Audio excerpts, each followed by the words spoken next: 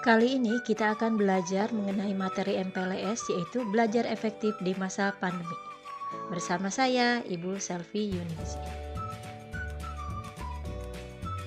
Belajar dalam situasi pandemi tentu saja berbeda ya teman-teman dengan situasi normal. Kurang lebih udah 2 tahun nih kita mengalami belajar dalam situasi pandemi seperti sekarang ini. Nah, belajar dalam situasi pandemi ada 2 jenisnya. Ada yang pertama adalah pembelajaran dengan moda daring. Nah, yang namanya moda daring berarti dalam jaringan. Belajarnya ini tanpa tatap muka secara langsung. Ini ada 3 jenis. Yang pertama biasanya menggunakan kelas maya atau digital. Ini digunakanlah biasanya WA Group maupun Classroom. Yang kedua, tatap muka tetapi menggunakan meeting room seperti Zoom meeting ataupun Webex ya teman-teman. Nah, pembelajaran dengan moda daring yang ketiga adalah pembelajarannya dengan video pembelajaran. Dengan cara guru-gurunya itu mengajar melalui video pembelajaran YouTube ataupun lain sebagainya. Belajar dalam situasi pandemi yang kedua adalah pembelajaran tatap muka secara terbatas. Nah, ini bisa dilakukan jika sudah mendapatkan izin dari dinas terkait. Nah, apabila sudah diizinkan, kelasnya ini tidak boleh lebih dari 20 siswa. Kalau lebih dari 20 siswa berarti dibagi ke dalam beberapa sesi. Nah, ini dalam prosesnya tetap memperhatikan protokol kesehatan seperti memakai masker, selalu mencuci tangan dan menjaga jarak. Nah, pembelajaran tatap muka secara terbatas ini dikomunikasikan dengan pembelajaran daring. Nah, untuk belajar dalam masa pandemi ini tentu saja ya belajarnya itu sangat sulit sekali. Nah, ini Ibu akan memberikan 10 tips untuk belajar efektif dan menyenangkan dalam situasi pandemi seperti sekarang ini. Yang pertama nih, gunakan kuota HP internetmu dengan bijak. Nah, jangan sampai kalian mempunyai kuota internet digunakan untuk hal-hal yang tidak begitu penting. Seperti ini nih, menonton drama Korea ataupun bermain game secara online. Hayo ngaku saja deh, pasti nih ada teman-teman yang melakukan hal seperti ini. Jangan sampai di saat disuruh belajar kalian alasannya tidak mempunyai kuota internet, padahal sebelumnya mempunyai kuota internet tetapi digunakan untuk hal-hal yang tidak begitu penting. Jadi kalian harus bijak-bijak untuk menggunakan kuota internet.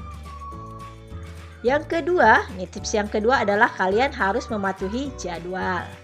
Ikuti jadwal pembelajaran yang ada di sekolah. Jangan lupa disiplin waktu. Jadi disesuaikan. Masuk jam 7, selesainya misalnya jam 12. Ya kalian harus disiplin waktu. Dan selalu komunikasi dengan guru mata pelajarannya. Apa sih yang akan kalian pelajari agar selaras pelajarannya. Jangan sampai ketinggalan jadwal ya teman-teman.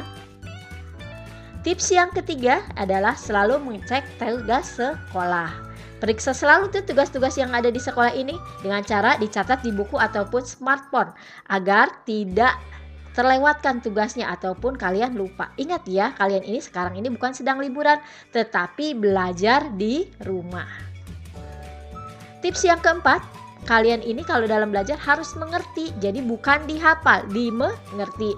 Caranya harus fokus di saat belajar, membuat catatan intisari. Jadi setelah belajar kalian buat catatan intisari pembelajarannya. Kemudian sering mengulang materi yang sudah dipelajari. Jangan hanya mengulang materi ataupun belajarnya di saat mau ulangan. Wah, itu bisa-bisa kerepotan loh teman-teman. Dan juga harus sering mengerjakan latihan soal. Kemudian gunakan juga media sumber yang relevan. Misalnya internet atau istilah kita itu Mbah Google. Atau juga bisa menggunakan buku lainnya. Tips yang kelima ini untuk belajar secara efektif dan menyenangkan, kalian juga bisa menggunakan belajar kelompok. Nah, dengan belajar kelompok ini biasanya ini lebih menyenangkan karena kita belajarnya ditemani oleh teman. Kemudian sebaiknya mengajak teman yang lebih pandai ataupun lebih rajin belajar sehingga kita bisa ikut-ikut termotivasi. Dan dalam belajar kelompok ini kalian bahas pelajaran apa sih yang belum dipahami. Tips yang keenam nih untuk belajar secara efektif, kalian cari pembimbing yang baik. Pembimbing yang baik ini selain guru, ya tentu saja orang tua. Jadi kalau kalian ada kesulitan dalam belajar, cobalah bertanya atau komunikasi dengan orang tua. Mudah-mudahan orang tua kalian mempunyai solusi ya untuk persoalan pembelajaran kalian. Bisa juga nih kalian cari pembimbingnya dengan teman yang lebih berprestasi. Tips yang ketujuh nih, apabila kalian ada kesulitan, jangan segan-segan untuk mengontak guru. Nah, Saat ngontak gurunya itu bisa loh dengan cara japri, nggak boleh takut, apalagi malu. Pasti guru-guru juga akan dengan senang hati membantu kesulitan belajar kalian. Tips selanjutnya nih, harus jujur dalam mengerjakan ulangan dan ujian. Hindari tuh mencontek kalau lagi ulangan ataupun ujian. Nyontek dari teman ataupun nyontek dari catatan, nyontek dari Mbah Google pun sama saja. Nggak boleh ya teman-teman. Ingat, prestasi memang penting, tapi kejujuran itu lebih utama.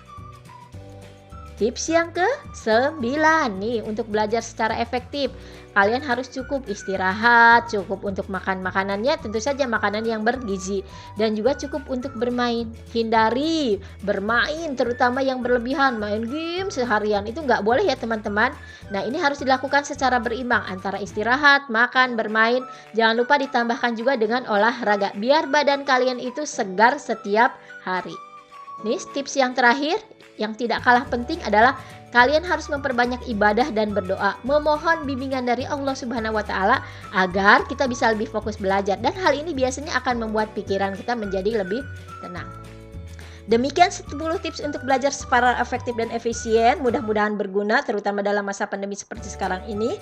Wassalamualaikum warahmatullahi taala wabarakatuh.